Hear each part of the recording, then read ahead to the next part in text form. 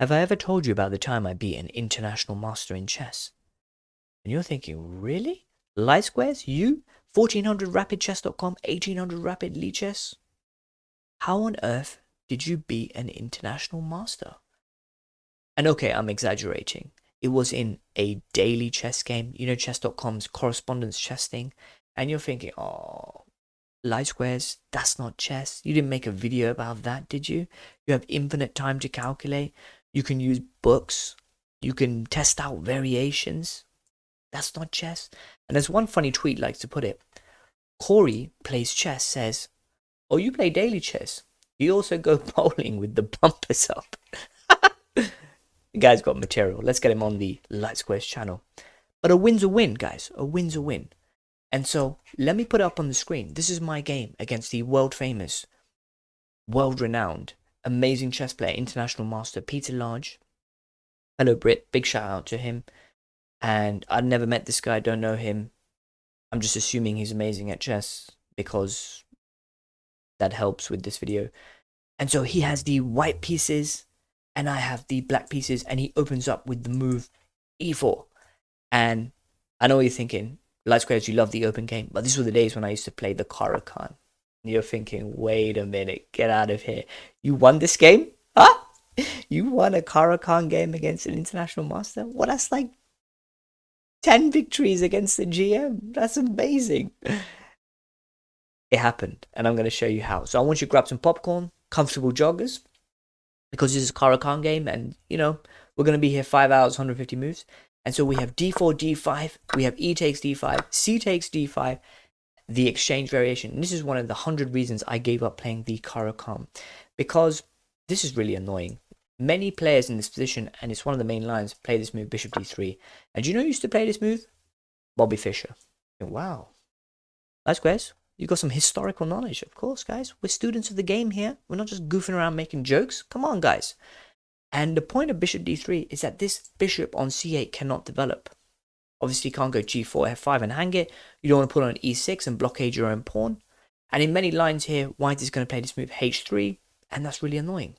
And so I was really grateful when he played this move c4, the pan-off attack, and you see people like Gotham Chess talk about it. And so we have some moves here, knight f6, knight c3, knight c6, and now bishop g5. This is the Panov-Botvinnik attack with 6 bishop g5. And let me give a big shout out to women's grandmaster Juvenka Huska, whose book I bought. I recommend it. Go support her work. Go buy the stuff. And she wrote this amazing Caro-Kann book. And there is a chapter in this book where she talks about the bishop g5 lines in the Panov-Botvinnik attack. And this is one of the curious benefits of playing correspondence chess or daily chess. Okay, you're allowed to use books, and you know that pile of books that you have at home which you never read, gathering dust? Well, if you play a few daily chess games, what you'll find is that you actually open these things up and read about it. And so I was taking this game really seriously. I was thinking, you know what, I'm playing an international master. I want to read up about the key ideas in this opening. And so Botvinnik used to play this line, so I understand. And it's very simple. You want to put a lot of pressure here on this d5 pawn.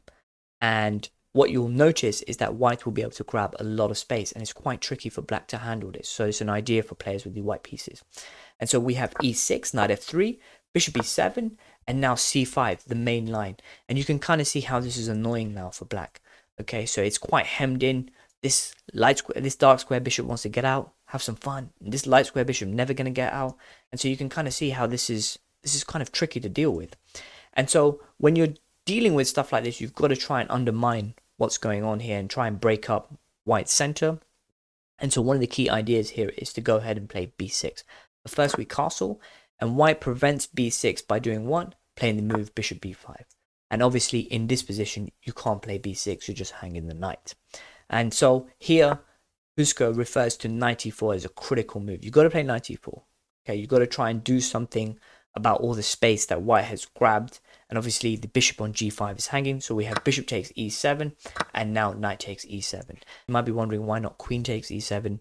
And obviously here, knight takes e7 prepares the b6 move. We don't want to hang on knight. And so we have rook c1, b6. And now in this position, what I believe Peter needs to play is this move c5. He really needs to play this move c5. That creates a passed pawn. It's protected for the time being. And that's kind of annoying here for players with the black pieces. You need to know theory to get out of this. But he plays this move b4, which I believe is a mistake. And it's a very intuitive move.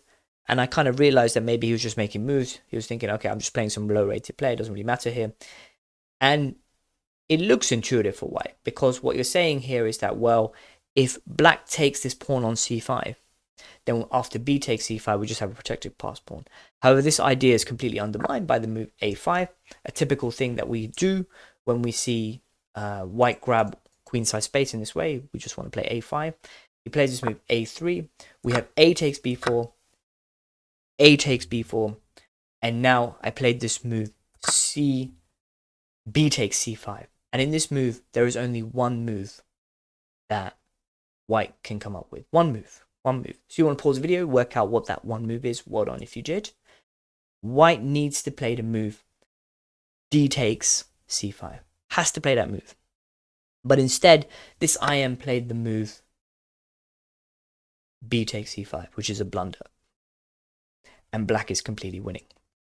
And I'm going to give you 5 seconds, because you do your tactics puzzles the whole time, to work out the simple tactic that wins this game. You got it? You know? You're studying and doing your tactics puzzles the whole time. The winning move now is knight takes c3, rook takes c3, and queen a5 wins the game. The rook is hanging, it's completely pinned, and the bishop is hanging. There's a double attack here. And so Peter tried to protect them both by playing queen d3, but of course, always check for checks. And now we have queen a1 check. And look at that, the most beautiful sight that you can ever see when playing an international master in chess. That little flag above their king. And it was over. 70 moves, never mind 150 moves. And I checked in the whole database of chess. This was the shortest Caro-Kann victory ever. 17 moves. Game was over. There you go. Hope you enjoyed that video. Thank you very much for your time.